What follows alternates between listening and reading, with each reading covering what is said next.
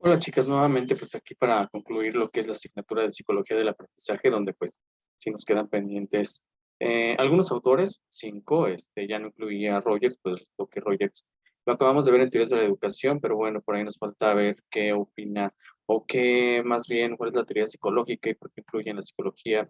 Erickson, Adler, Karen Horney, también nos falta, ¿quién más nos falta chicas? Eric Fromm. Y, ay, me falta uno, que se me fue el avión ahorita, pero bueno, ahorita lo vamos a recordar. Este, todos ellos, sobre todo, de alguna manera, siguiendo esta línea de, digamos que de crítica y de alguna manera también sirviendo de apoyo a la teoría de Freud, ¿sale? Estábamos hablando acerca de Freud y decíamos que es una teoría extensa de la cual pues no vimos mucho. Bueno, vimos lo esencial, pero realmente sirvió a muchos psicólogos para pues tener sus puntos de vista acerca de la formación de la personalidad y de las conductas que tiene un individuo, ¿sale? Entonces vamos a ver, vamos a comenzar con Erickson. Erickson, vamos a ver, también por ahí me faltaba Maslow, Abraham Maslow, ¿verdad? Y las necesidades. Déjenme checar nada más aquí compartirles el documento. Documentos que ustedes ya tienen, chicas, y que deben de estudiar, analizar para hacer el trabajo que se les solicitó para entrega y para evaluar lo que es el cuatrimestre, ¿sí? Entonces, pues vamos a, nada, déjenme ver, porque aquí nada más no ubico nada, entonces, a ver cómo está esto. Santo por Dios.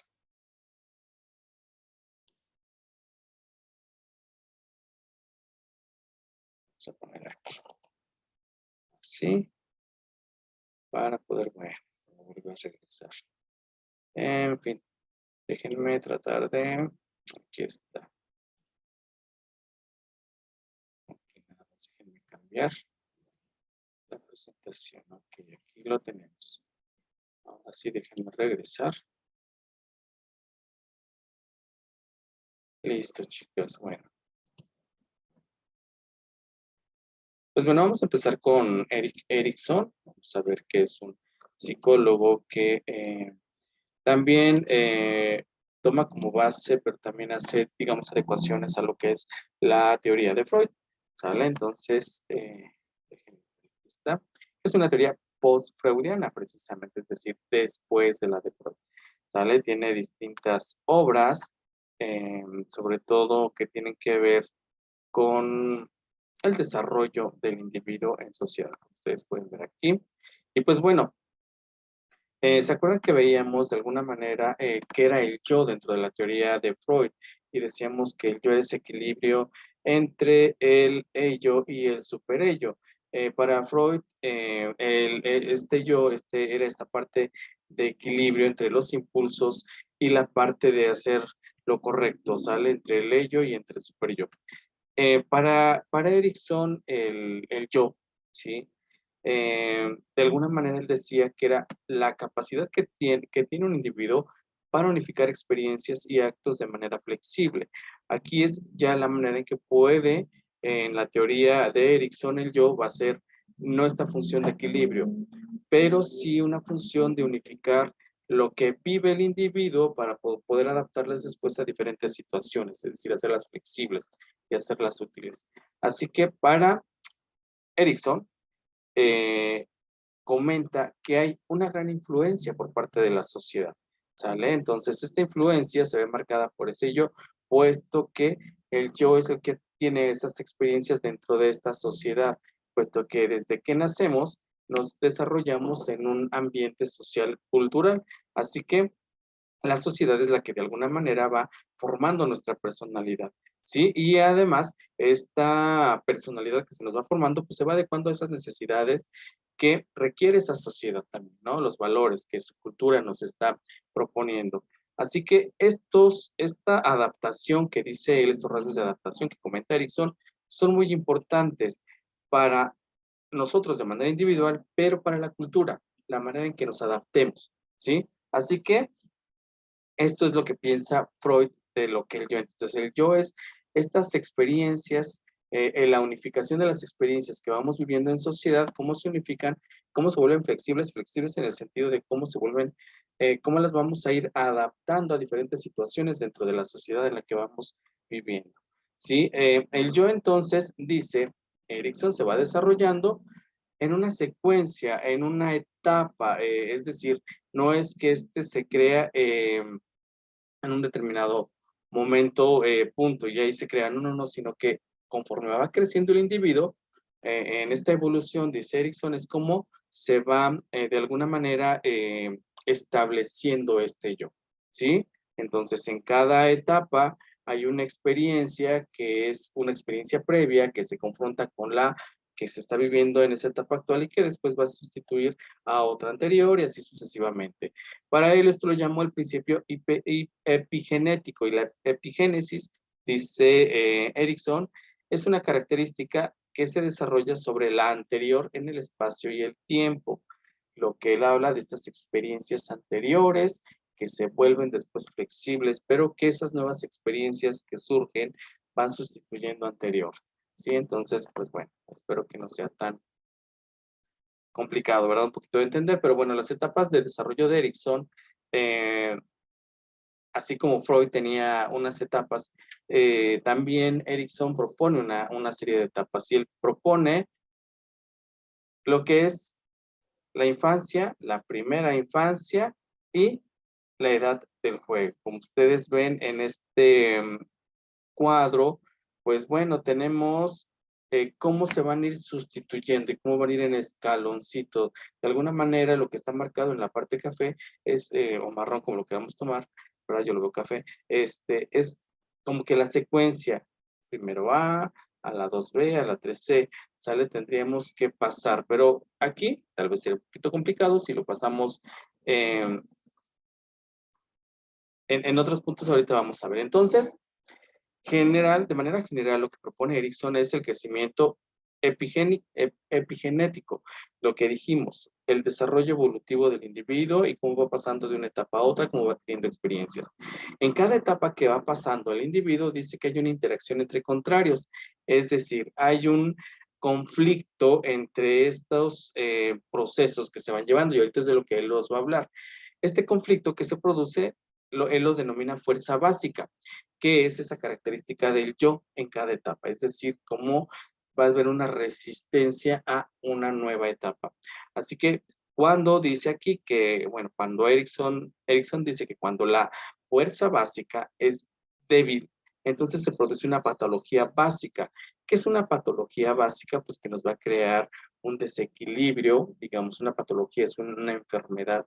Pero aquí más que enfermedad, pues vamos a ver que va a haber una característica que va a ser que la personalidad no se constituya de manera eh, sana, digámoslo así, y que de alguna manera, déjenme cerrar por aquí, haya conflictos, ¿sí?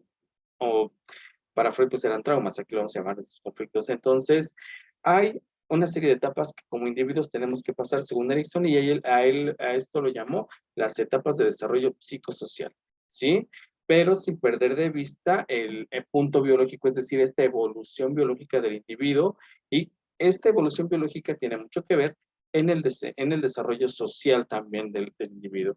Así que el yo se forma por estos conflictos y eventos que ocurren tanto de manera pasada como presente y los que van a ocurrir a futuro. Entonces, son las experiencias que van marcando nuestra personalidad. Así que cada etapa va a estar marcada, dice Erickson, por una crisis de identidad. ¿Sí? Y esta crisis de identidad en cada etapa pues, va a hacer que nosotros podamos adaptarnos a una nueva situación y poder pasarla correctamente e iniciar una nueva etapa de la mejor manera. ¿Sí?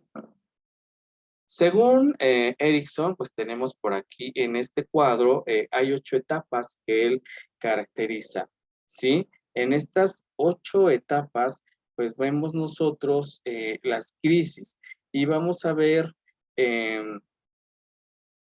por una parte, los problemas. En la parte marrón, figura en el centro, en la parte marrón va a figurar esa característica que va a hacer que exista esta esta unión, este equilibrio.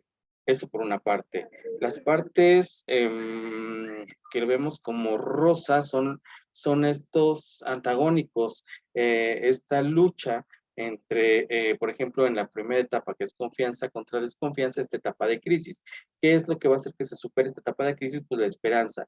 Y a esta etapa en general la vamos a llamar retraimiento, ¿no? Entonces tenemos a retraimiento, compulsión, inhibición, inercia, rechazo del rol, exclusividad, rechazo y desprecio. En cada una de estas etapas, pues tenemos dos antagónicos. En el primero, confianza contra desconfianza, autonomía contra vergüenza y duda, iniciativa contra culpa y laboriosidad contra inferioridad, confusión de identidad contra identidad, aislamiento contra intimidad, generatividad, estancamiento y desesperación contra, déjenme mover aquí porque ya me tapé yo solito y no veo, contra integridad. Entonces vean ustedes pues cómo vamos nosotros o cómo se va a ir manejando esto y en cada una vemos pues qué es lo que va a hacer que se logre pasar esta etapa, la esperanza, la voluntad, la finalidad, la competencia, la fidelidad, el amor, el cuidado y la sabiduría al final de cuentas, ¿sí? Entonces vamos a ver cómo se dan estas etapas. La primera es confianza contra desconfianza básica. Esta dice que se da de los 12 a los 18 meses aproximadamente y donde el principal evento importante dentro de este periodo es la alimentación. ¿A qué va con este punto de alimentación? A que, bueno, el primer acercamiento que tiene el bebé, que le va a generar confianza, es esta primera relación de amor y de confianza va a ser con la madre a la hora de alimentarse, no a la hora de amamantarse. Entonces aquí es donde adquiere esa lucha entre la confianza y la desconfianza con la persona que lo cuida.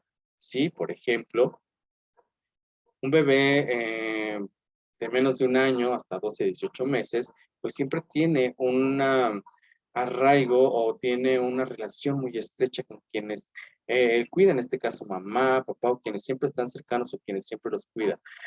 Y cuando, por ejemplo, lo carga algún desconocido, alguien que no conoce, inmediatamente va a llorar, porque hay una desconfianza con otra persona que no es parte de ese círculo social estrecho que él tiene. Entonces aquí él se agarra de lo que es la alimentación, porque es ese primer vínculo que tiene el bebé con mamá. Y entonces es donde podemos generar confianza o desconfianza, según. También nos dice que autonomía contra vergüenza y duda.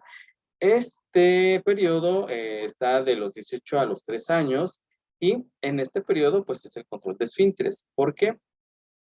Porque el control de esfínteres es este punto que le va a generar ser autónomo o que pase vergüenza o duda, ¿sí? Aquí, por ejemplo, dice Erickson, las energías del niño se dirigen al desarrollo de destrezas físicas, como caminar, controlar esfínteres,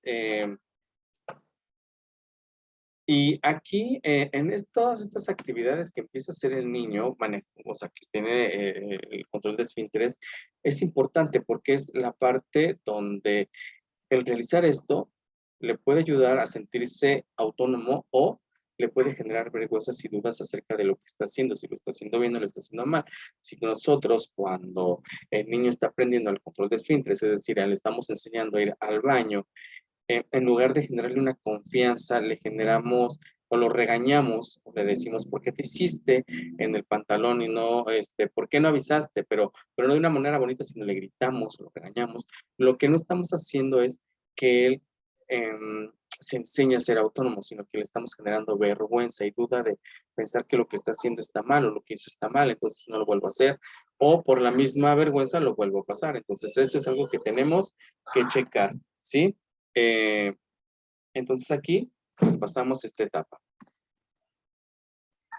Tenemos la siguiente que es de iniciativa contra culpa. Esto va de los 3 a los 6 años. Aquí es un momento de independencia. Generalmente es cuando los niños entran en la etapa escolar y ya se desprenden de lo que son los lazos no familiares, no se desprenden porque no es que se rompan, sino que pues ya empiezan a ser más independientes, a no depender tanto de papá y mamá. Entonces es más asertivo, toma iniciativas propias, pero también el tomar ciertas decisiones o demás, o el hacer ciertas cosas, lo puede conducir a sentirse culpable de que ocurran ciertos eventos. Entonces, por eso aquí vamos a manejar esta iniciativa contra culpa. Puede ser muy independiente, iniciar muchas cosas, tomar la iniciativa, pero también esto lo puede generar culpas dependiendo de lo que estés realizando.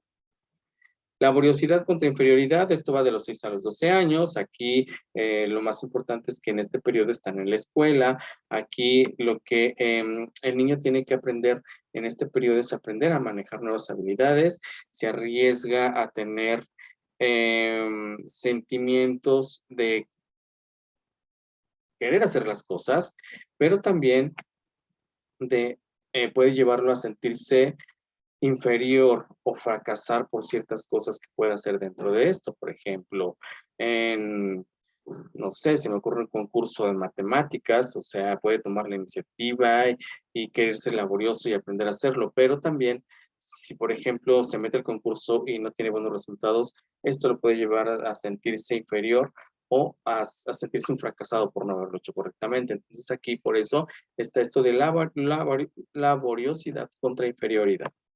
Tenemos también identidad, confusión de roles, y esto sobre todo es en la adolescencia. Esta es una etapa, ya sabemos que es muy conflictiva, y aquí lo importante es la relación con los compañeros. Por lo tanto, aquí, en esta confusión, eh, lo que le va a costar al adolescente es tener su propia identidad, ¿sale? Su lugar que ocupa, el rol que tiene, tanto en distintos aspectos de la sociedad, género, política, religión, dice aquí, pero realmente es una etapa de buscar mi identidad, pero tener esa confusión entre lo que estoy haciendo. Por eso es una etapa de conflicto para los adolescentes y esto, pues de antemano ya lo sabemos. La siguiente es intimidad plus aislamiento. Aquí ya viene la etapa de juventud. En la etapa de juventud, bueno, esto lo vamos a manejar de diferentes autores, pero bueno, vamos a manejar de los 18 hasta los 40 años aproximadamente, ¿verdad? Donde aquí lo más importante son estas relaciones amorosas que van surgiendo. Y aquí entonces el joven adulto lo que puede hacer es establecer o no relaciones amorosas, pero en las que puede sufrir, en surgir sentimientos de establecer una buena relación con una persona, pero también si esto no se da, le va a causar sentimientos de tristeza, va a sufrir y también le va a causar aislamiento. Entonces aquí, dependiendo de cómo lleve sus relaciones, es cómo se va a sentir el joven. La siguiente es generatividad versus estancamiento, y esto va a la madurez, estamos hablando de los 40 a los 60 años aproximadamente, donde en este periodo pues surge esta parte de paternidad y enseñanza, dice Erickson. ¿Por qué paternidad? Porque es cuando la mayoría ya son padres. Bueno, él lo maneja en esta etapa, no estamos diciendo que siempre ocurre así, puesto que muchos son padres en otras etapas o en otros periodos, ¿no? Pero bueno, la paternidad y la enseñanza, ¿por qué?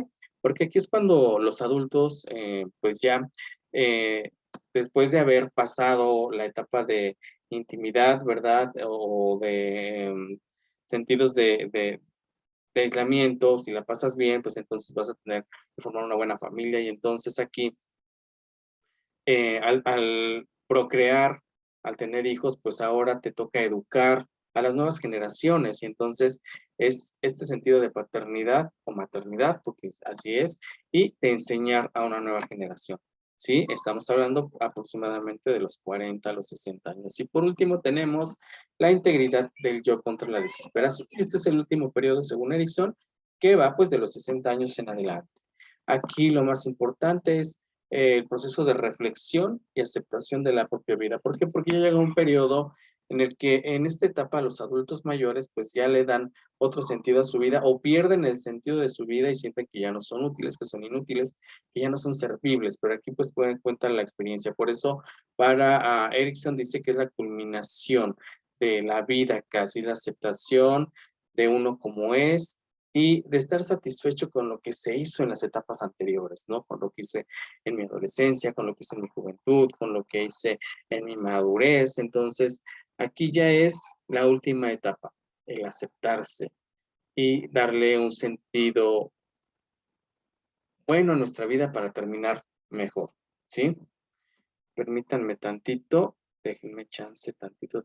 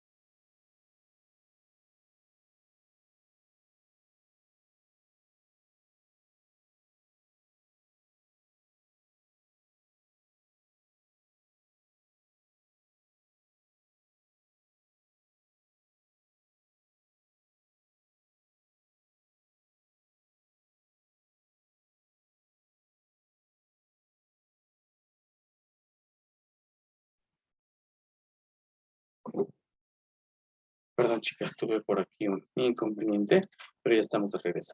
Bueno, entonces, en general, pues es lo que nos dice Erickson. Es importante para Erickson pasar cada una de estas etapas de la mejor manera para que cuando se llegue a la última, pues se llegue con un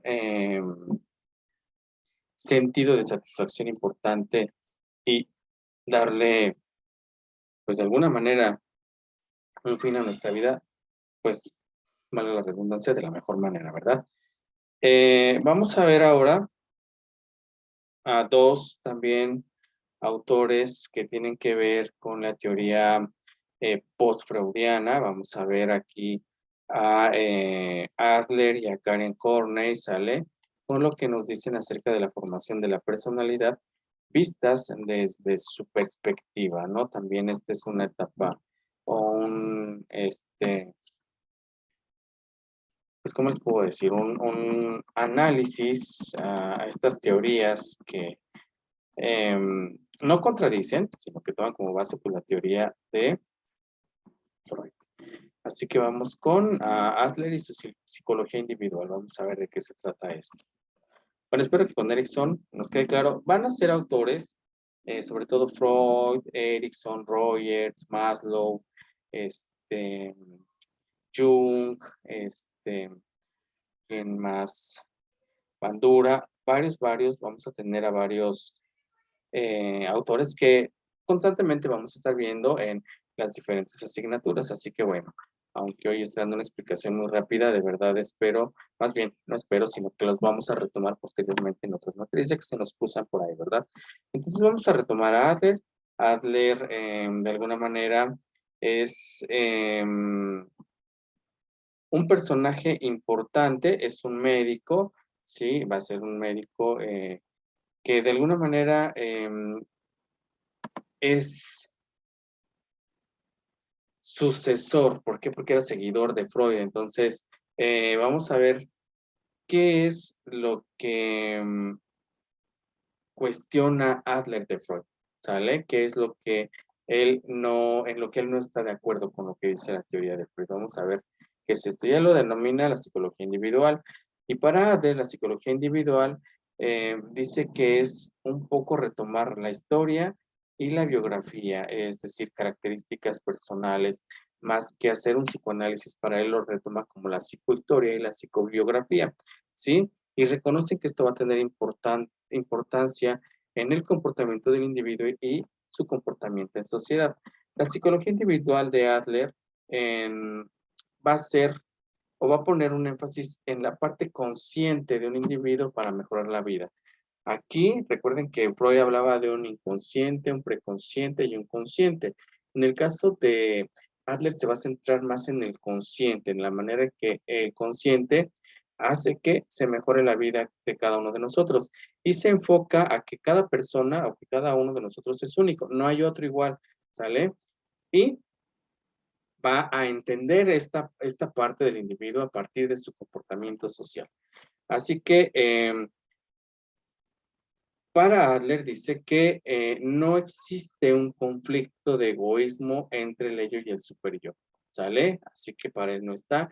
Sin embargo, lo que él dice es que el humano posee motivos positivos innatos y lucha por alcanzar la perfección personal y social. Es decir, cada uno de nosotros lo que pretende dentro de la sociedad es esa perfección, tanto de manera individual como a nivel social. Y obviamente, si estamos bien de manera individual, pues a nivel social también lo vamos a estar. O sea, así que la teoría de Adler está orientada a una mejor manera de vivir, ¿sale? Y bueno, para Adler dice que hay un esfuerzo de superioridad, de inferioridad hacia la superioridad. La inferioridad, según Adler, es este sentimiento que dice aquí en el cual de un modo u otro una persona se siente de menor valor que los demás. Esto tiene que ver, por eso decía Adler que esto va de manera individual, pero también a social, porque si yo a nivel individual me siento menor, mi comportamiento menos que otros, mi comportamiento en sociedad va a ser ese, sentirme menos que otros. Y la superioridad es un mecanismo, dice Adler, inconsciente en el cual se trata de compensar esos sentimientos de inferioridad que tenemos y resaltar aquellas cualidades que se tienen para sentirse más.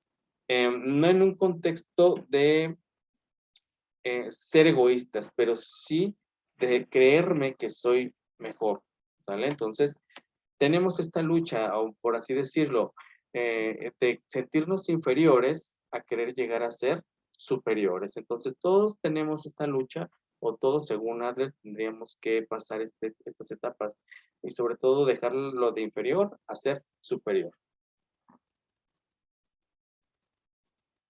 Tenemos algunas ideas evolutivas que se van a estar manejando, ¿sale? Entonces, estas ideas evolutivas del esfuerzo por mejorar, pues tenemos la de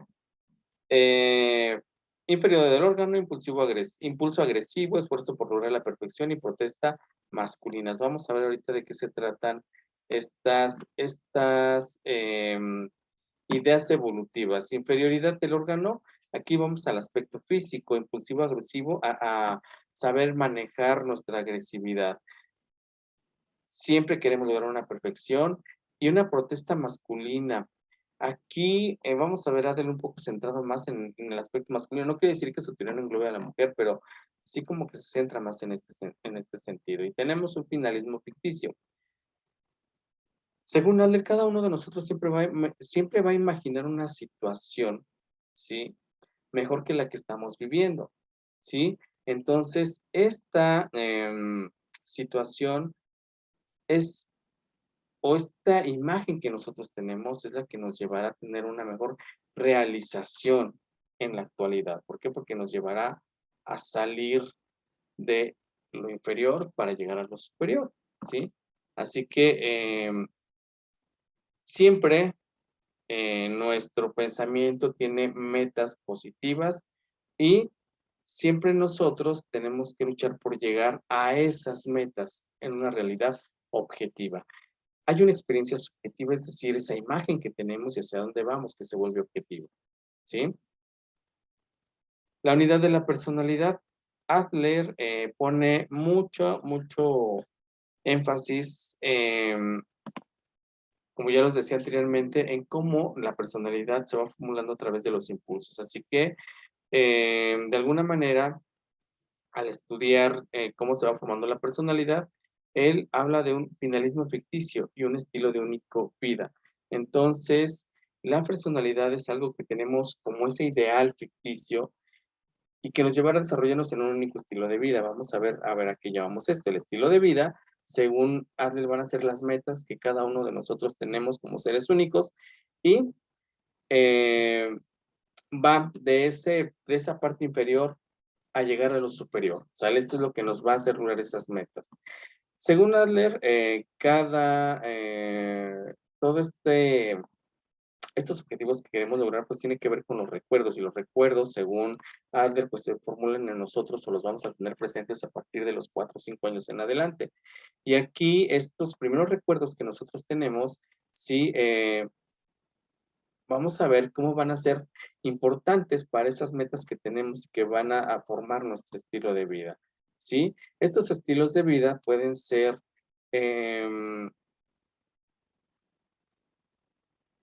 errados o sanos, vamos a ver a qué se refiere. Él mantiene un estilo de vida o nos propone estos estilos de vida que nos van a hacer formar una personalidad mejor.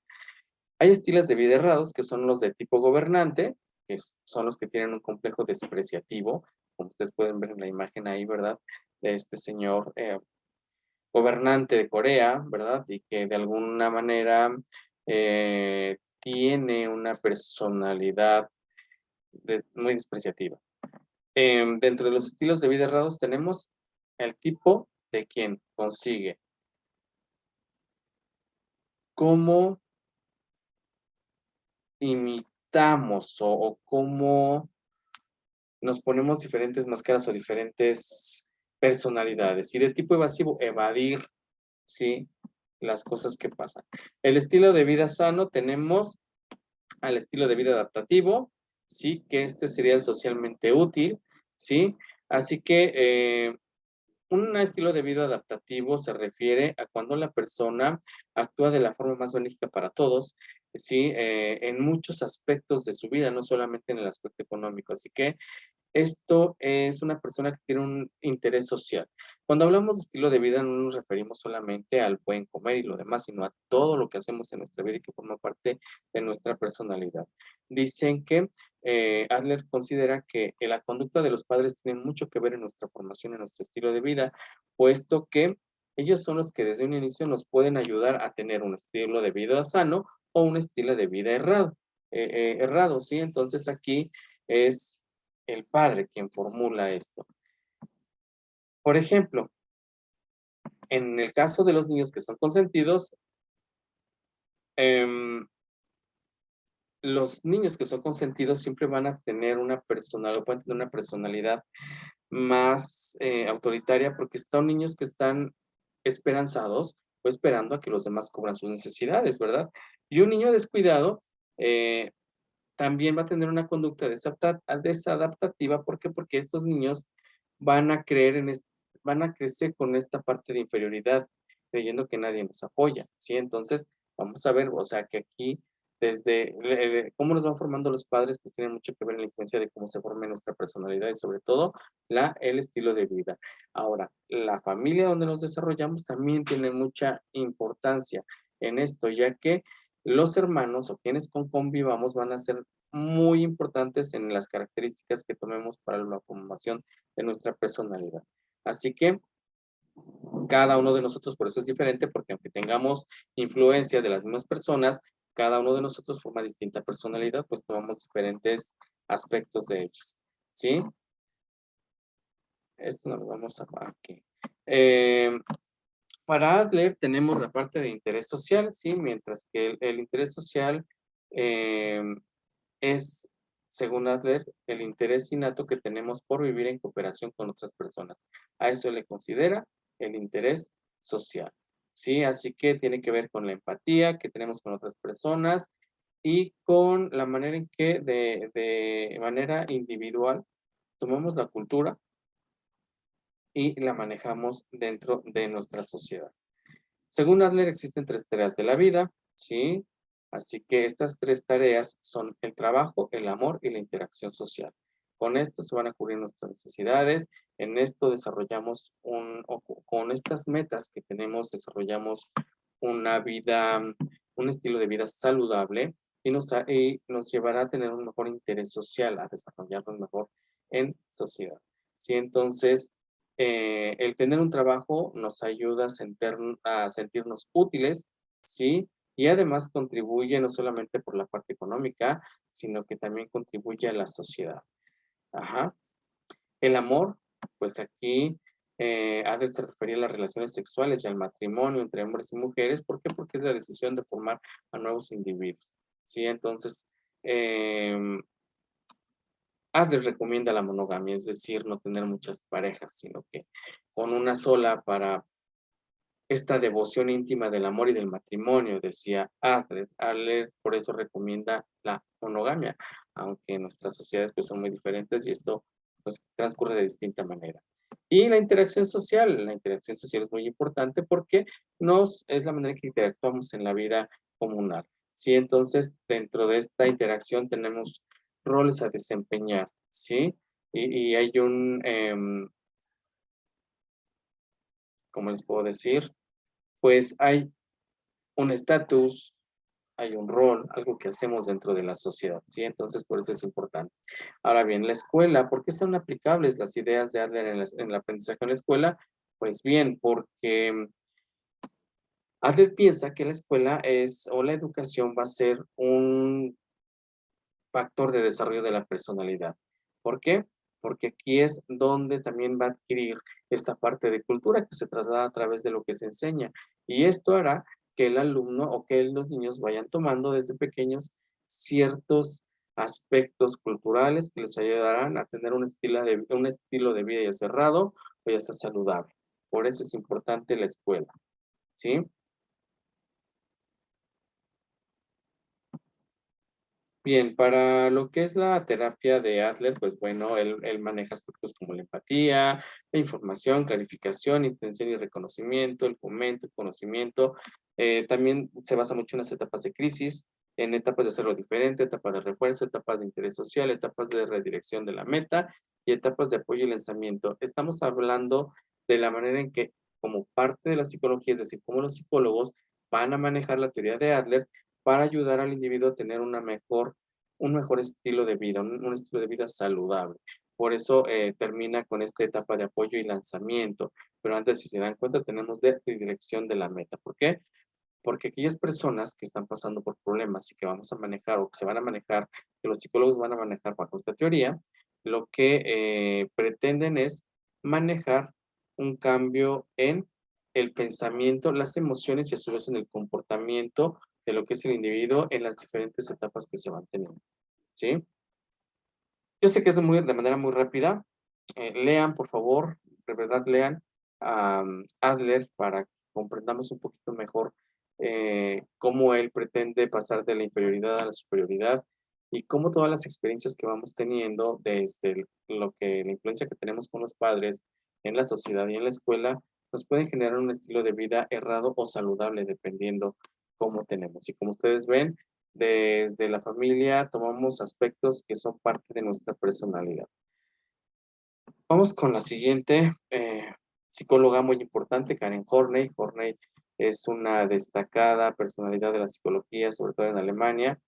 Y pues bueno, vamos a ver qué nos propone. También ella, de alguna manera, em, es médico, ¿sí?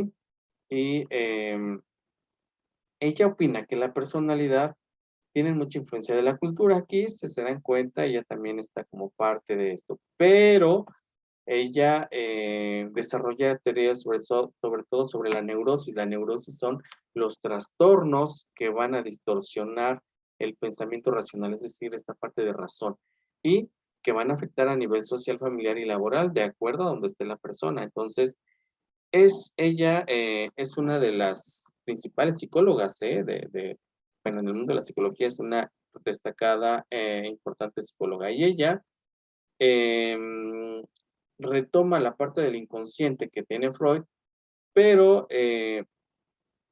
ella dice que los conflictos que más pasa a una persona no son por cuestiones libidinales. Recuérdense que Freud hablaba mucho en la parte sexual, el líbido.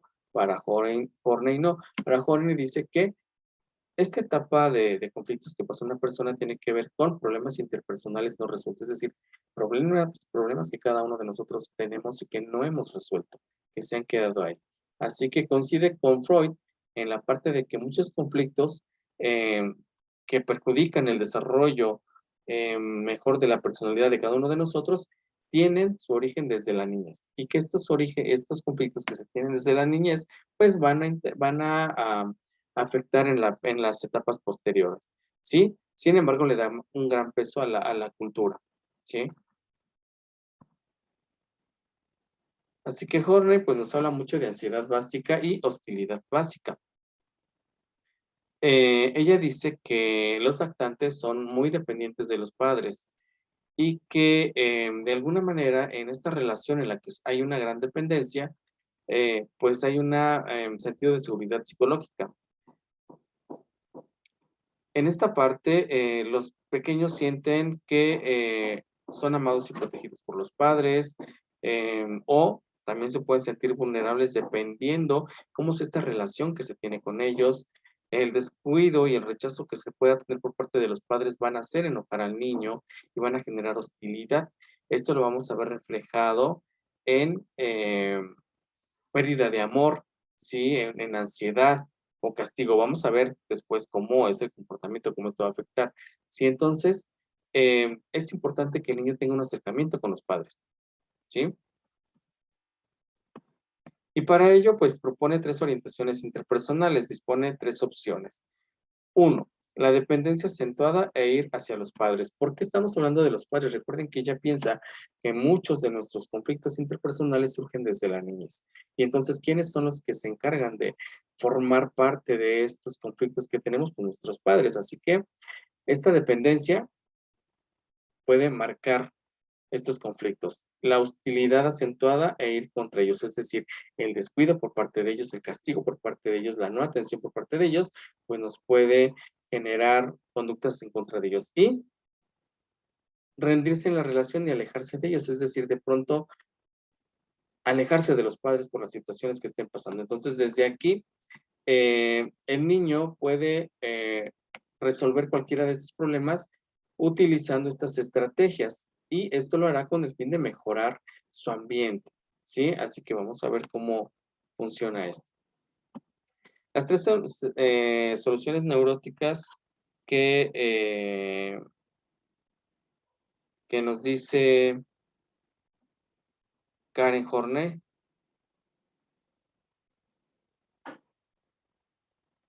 Tenemos la solución de autoanularse.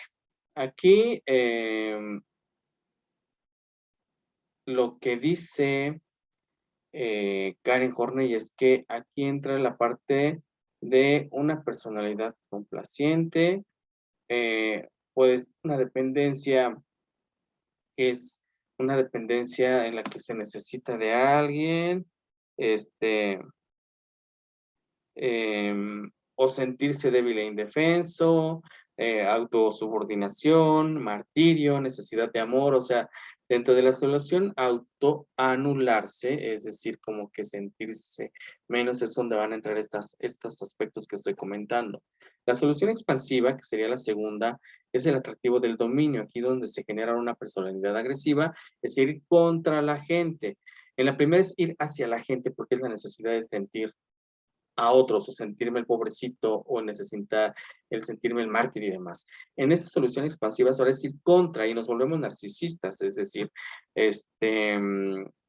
idealizar, se vuelven perfeccionistas, arrogantes, siempre tienen la razón, de reconocimiento. ¿Por qué? Porque es ir contra la gente. Y la tercera es de renuncia, el atractivo de la libertad. Esa es una personalidad desapegada y dices alejarse de la gente, es decir, no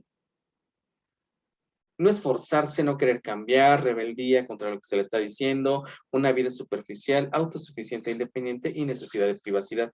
Ella considera que con los conflictos que se pueden tener, pues podemos tomar una de estas personalidades desapegadas, agresivas o complacientes, ¿sí? Así que, bueno, les voy a dejar aquí que ustedes pues lean precisamente a qué se refiere cada una de estas personalidades, sí que nos refiere Horney, sí cómo es la solución que se tiene para, para poder entender cómo se forma la personalidad y los conflictos que vamos teniendo. Entonces, para Horney las relaciones interpersonales armoniosas que nosotros podamos tener son importantes porque eso nos estará bien, porque será satisfacción para nosotros, ¿sí? Esto va a depender de cada cultura también, cada cultura es diferente y cada sociedad es diferente.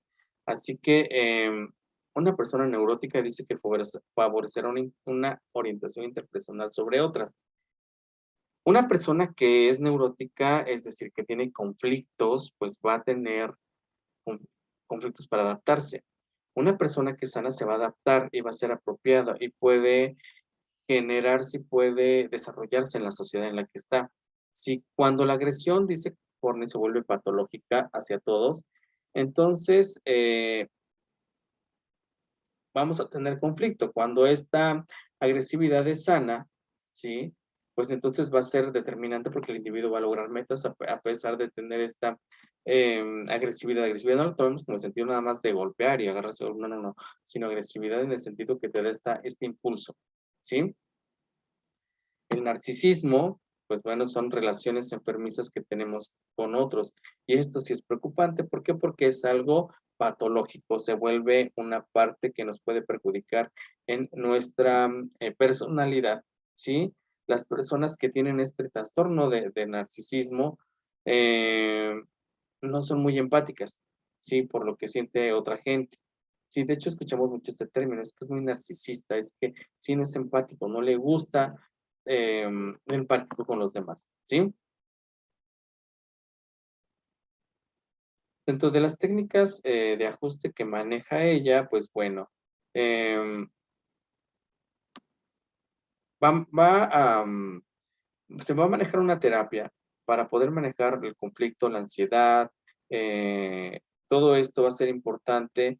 Y entonces aquí lo que va a hacer es la proyección del conflicto, hacer que el individuo proyecte los conflictos internos a lo externo y poder entender y entonces a partir de ello intervenir y poder cambiar. Aquí es importante entonces el papel de la escuela, el papel de la sociedad y el papel de los padres porque estamos ayudando a formar la personalidad de los niños. Y la manera en que se les forme será la manera en que puedan construir su personalidad, de acuerdo a las tres que ya nos menciona, pero además se genera cierta patología como el no control de la agresividad, el ser narcisistas, ¿sí? Y todo esto lo vamos a reflejar en las etapas posteriores y en su comportamiento. Esto es importante, ¿sí? Entonces, vamos a ver cómo manejan la terapia. Realmente vamos a ver que en sí la influencia que van a tener estos autores dentro de la educación, más bien vamos a ver a otros psicólogos más inmersos en estas teorías, no solamente a Horney, sino que vamos a ver pues aquí a, a quienes resaltan más dentro de esto, pues vamos a ver a Maslow, a Rogers, a Freud, a Jung, a Bandura, sí que van a ser personajes, a Skinner, a Pavlov, que van a tener mayor influencia pues en la educación. No quiero decir que Horney no es importante, claro que lo es importante, pero la vamos a ver de hecho más en el desarrollo de la personalidad, ¿sí? Como ya como un punto de vista psicológico, pero es importante mantenerla dentro de la educación. ¿Por qué? Porque esto nos ayuda a determinar las conductas o a entender el comportamiento de los niños y la influencia que va a tener la escuela dentro de lo que es su educación. Chicas, voy a cerrar esta, creo que este, ya nos faltan nada más dos autores, se los grabo despuesito, pero bueno, ya les dejo esto para que vayan ustedes haciendo sus trabajos y para que vayamos comprendiendo un mejor cada teoría de la que se nos está hablando y su importancia que tiene la educación. ¿Sí? No me despido porque continúo con siguientes temas.